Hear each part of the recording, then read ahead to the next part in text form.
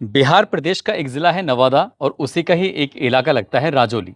दरअसल उस इलाके में रेलवे लाइन बिछाने का कार्य चल रहा है और इसी में कुछ जो मजदूर हैं उनके लिए एक बेस कैंप बनाया हुआ है।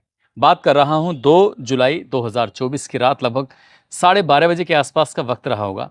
एक मजदूर जिसका नाम होता है संतोष लोहार, उम्र लगभग 20 साल, वो अपनी जगह पर सोया हुआ था। ऐसा पहले उसे महसूस होता है कि शायद उसे किसी ने काट लिया है और उसको वो खुजाने लगता है। लेकिन दूसरी बार फिर से जब कोई चीज़ काटती है, तब उसकी आँखें खुल जाती हैं और जब वो अपनी आँखों से देखता है तो एक साँप ने उसको काट लिया।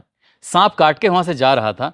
उस लड़के ने एकदम से उठता है, हड़बड़ी में उठने के बाद तुरंत ही उस साँप को किसी तरकीब से पकड़ लेता है और जब इस पकड़ा-पकड़ी में कुछ थोड़ा शोर-शराबा होता है, बाकी मज़दूर भी उठ जाते हैं और वो उस साँप को पकड़ लेता है। आखिरकार साँप को पकड़ने के बाद साँप ने उसको 2 बार काटा था, लेकिन संतोष लोहार ने साँप को 3 बार काट लिया।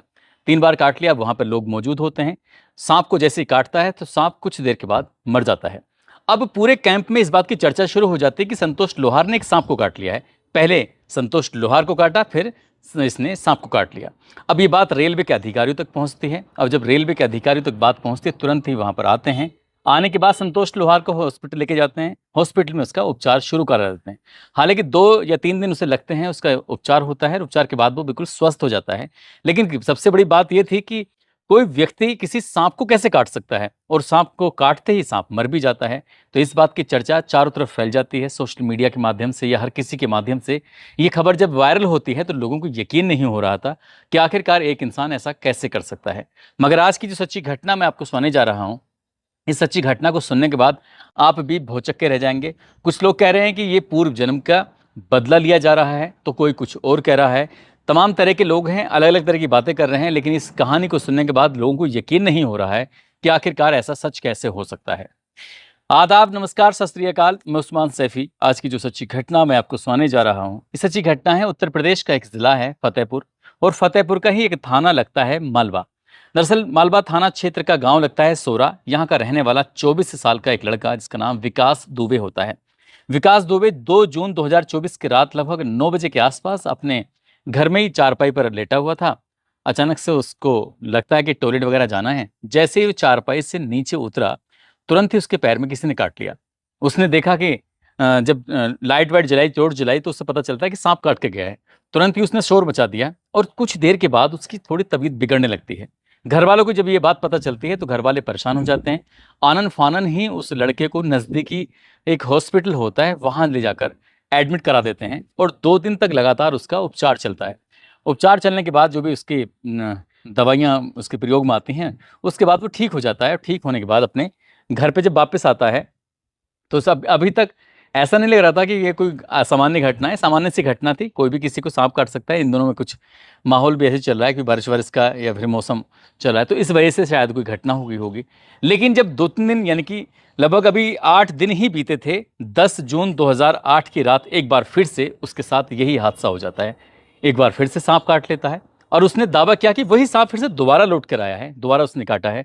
रात का वो दृश्य था, रात का वो सीन था। रात में ही जब उसने शोर मचाना शुरू किया है, आसपास के लोग भी इकट्ठे हो जाते हैं और जब लोग इकट्ठे होते हैं तो उस सांप को हर जगह ढूंढा जाता है, तलाश किया जाता है, लेकिन सांप नहीं मिलता। अब जब सांप नहीं मिलता, तुरंत ही उस लड़के को फिर से हॉस्पिटल लेके जाते हैं। 2 दिन रहता है, इलाज चलता है। अब उस घर में दहशत का माहौल बन जाता है कि आखिरकार सांप निकल कहाँ से रहा है और जो बार बार आके उसी लड़के को काट रहा है। पूरे घर वाले हों या आसपास के लोग हों, बड़ी संख्या में लोगों ने उस सांप को तलाश करना शुरू कर दिया। लेकिन कई घंटे बीत जाते हैं, लेकिन सांप मिलता नहीं है। आखिरकार अब उस लड़के की थोड़ी निगरानी करना शुरू कर देते हैं, कहीं ऐसा ना हो फिर से उसे सांप काट जाए। और अभी 7 दिन ही बीते थे, यानी कि 17 जून 2024 की ही रात लगभग 10 बजे के आसपास घर वालों से वो बातचीत कर रहा था और बातचीत करने के दौरान ही अभी सांप आता है और सांप आने के बाद विकास दुबे को काट लेता है।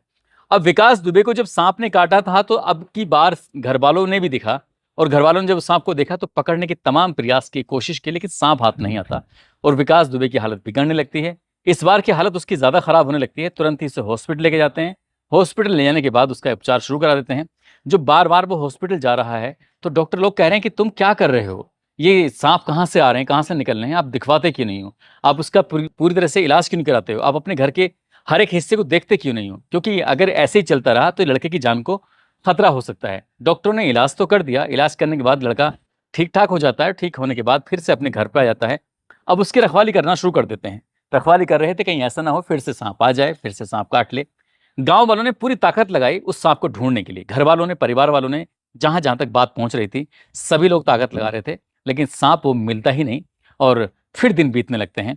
और जब 2-4 दिन और बीत जाते हैं, यानी कि 21 जून 2024 की रात फिर से लगभग 1 बजे के आसपास बताते हैं कि जब वो लड़का फिर से टॉयलेट करने के लिए उठता है तो सांप, पता नहीं उसका पहले से इंतजार कर रहा था या क्या कर रहा था, जैसे विकास दुबे चलता है तुरंत उसके पैर में सांप काट लेता है। और जब सांप काटता है तो फिर से एक बार घर में रोआ पीटी मच जाती है। घर वाले परेशान हो जाते हैं। उसकी जो घर के एक एक सदस्य होते हैं, उनकी आवाज़ें सुनने के बाद, उनकी चीख पुकार सुनने के बाद आसपास के लोग भी इकट्ठा हो जाते हैं। फिर से उस सांप को तलाश किया जाता है। इलाज, उधर उसका इलाज भी शुरू हो जाता है। इलाज के बाद जब वापस लौट के आता है तो गांव वाले कहते हैं कि इसको बार बार सांप काट रहा है, तो इसलिए ये सांप कहाँ से आया है, क्या है। अब गांव के लोग तरह तरह की बातें करने लगते हैं। कुछ लोग कहने लगते हैं कि ये पूर्व जन्म का कोई दोष है और शायद पूर्व जन्म का बदला लेने के लिए ये नागिन है और नागिन अपना बदला ले रही है। तमाम तरह के लोग थे, तमाम तरह की बातें कर रहे थे। घर वालों के अंदर दहशत बैठ जाती है। तभी कुछ समझदार लोगों ने कहा कि इस लड़के को यहाँ से दूर भेज दी जाए, रिश्तेदारी में भेज दी जाए, तो शायद यहाँ से सांप वाप होगा तो उसे ढूंढ के हम जो यहाँ से जंगल में छोड़ देंगे, लेकिन ये यहाँ रहेगा तो शायद इसे फिर से काटने के लिए वो आ जाएगा। अब जैसे ही इस लड़के को, इसकी मौसी रहती है राधानगर में, राधानगर में ये चला जाता है विकास दुबे। वहाँ जाकर अपनी मौसी के पास रह रहा था, लेकिन अब तक 4 बार सांप उसको काट चुका था। 28 जून 2024 की रात लगभग 12 बजे के आसपास 5वीं बार सांप ने मौसी के घर पर हमला किया। जब ये मौसी के घर पर भी सांप काट लेता है तो लोगों में दहशत फैल जाती है कि एक ही सांप, अब परिवार, रिश्तेदार, ये सब लोग तो दावा कर रहे हैं कि एक ही सांप बार बार काट रहा है, लेकिन डॉक्टर का कहना है कि सांप काट जरूर रहा है, लेकिन वो एक सांप नहीं हो सकता है। हो सकता है कि अलग अलग सांप हो, घर में हो सकता है कि एक ही सांप हो जो बार बार दिख रहा हो, लेकिन मौसी के यहाँ सांप नहीं पहुँच सकता। जरूर कुछ ना कुछ बात है जो इसके लिए, इसके ऊपर ही सांप आ रहा है, इसको ही सांप काट रहा है।